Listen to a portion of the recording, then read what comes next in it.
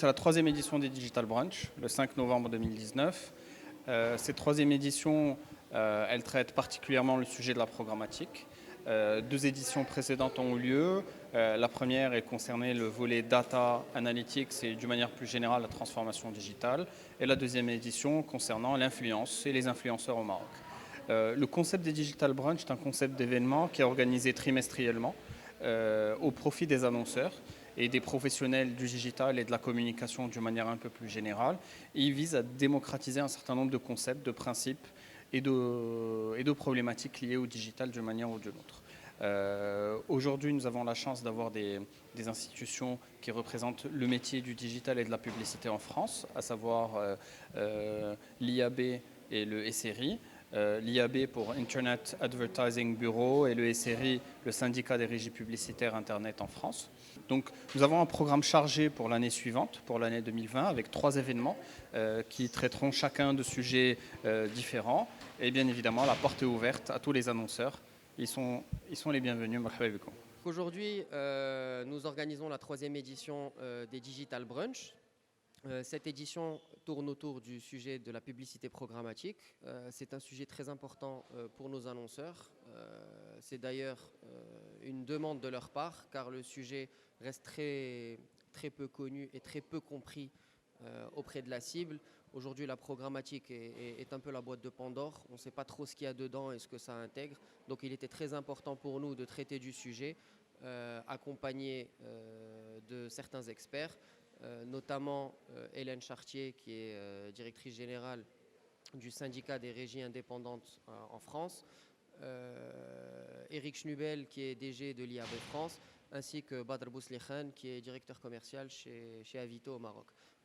Tous les trois, en tant qu'experts, débattront du sujet de la publicité programmatique pour discuter des enjeux, éventuellement des contraintes et être en mesure de répondre à toutes les questions que les invités pourront avoir sur le sujet. Ce qui était important ce matin au Digital Brunch, c'était d'essayer de présenter ce qu'est le programmatique, à la fois ses bénéfices, mais surtout comment ça marche, parce que ça demande, que ce soit pour les éditeurs qui commercialisent leurs inventaires en programmatique ou pour les annonceurs qui achètent en programmatique, c'est quand même un bouleversement technologique qui a des enjeux d'organisation, des enjeux technologiques où on a besoin avant tout de comprendre. Et c'est aussi pour ça que des organisations comme le SRI, l'IAB étaient là ce matin. C'est leur première vocation, c'est d'être pédagogique, d'expliquer, de donner des chiffres, de faire comprendre à quoi ça sert, comment ça marche et qu'est-ce que ça apporte comme question. Parce qu'évidemment, dès qu'il y a une nouveauté, il y a des questions derrière. Et les questions, c'est le programmatique doit souscrire à des enjeux de qualité, des enjeux de transparence, des enjeux d'organisation, des enjeux de conformité réglementaire.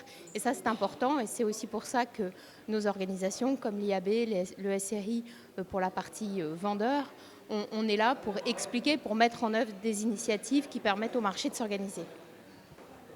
Par rapport à votre organisation en France, vous constatez un engouement envers la publicité programmatique, les changements que ça implique pour les annonceurs?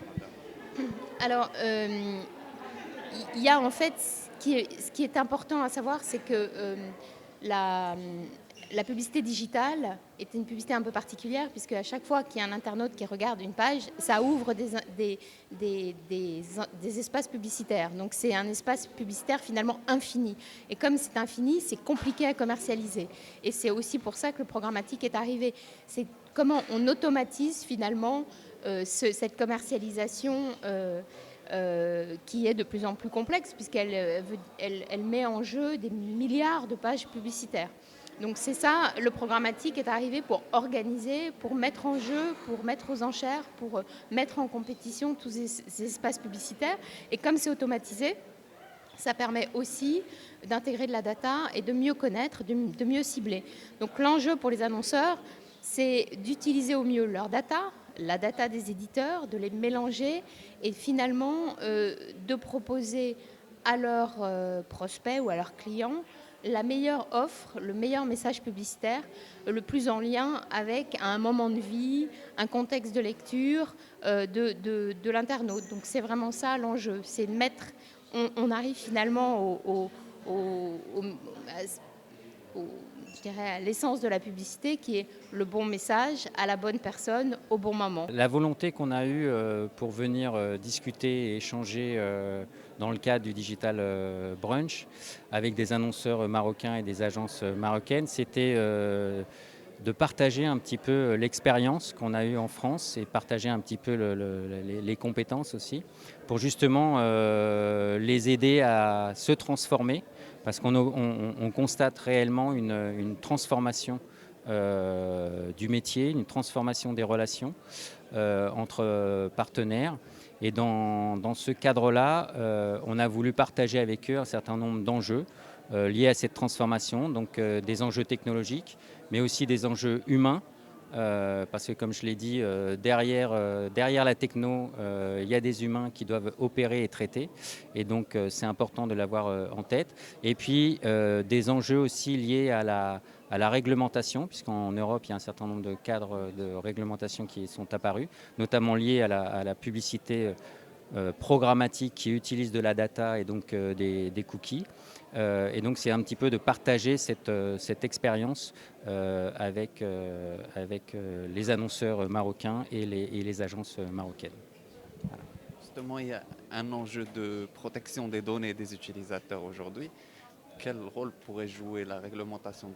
Aujourd'hui, elle